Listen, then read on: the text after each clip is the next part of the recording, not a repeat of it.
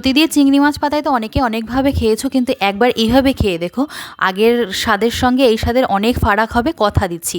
তো দেখতে থাকো। প্রথমে এগুলো হচ্ছে বোনা লতি, দেশি লতি নয়। এগুলো একটু বেশি টেস্ট, একটু গলা কুটকুট করে, কিন্তু ভালো করে ছাড়িয়ে বেছে ধুয়ে নিয়েছি।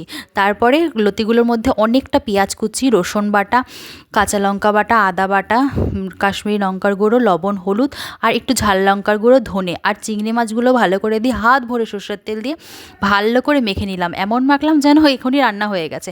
তারপর একটা কড়াইয়ের মধ্যে কলা পাতা দিয়ে দিলাম এপিট ওপিট করে, তারপরে মাছটা মাখা দিয়ে দিলাম, দিয়ে গ্যাসের ফ্লেমটা কমিয়ে বসিয়ে রেখেছিলাম। তারপরে আস্তে আস্তে হতে দিলাম। দেখো কি সুন্দর হয়েছে। একটু এরকম হয়ে দেখে নিয়ে তারপর ওপর থেকে লেবু চিপে দিলাম। অসাধারণ হয়েছিল খেতে। আর তোমাদের কেমন লাগলো ভিডিওটি অবশ্যই একটু কমেন্ট করে জানিও। ভালো লাগলে একটি লাইক করে দিও। সবাই ভীষণ ভালো থেকো। আজ তবে আসি, টাটা।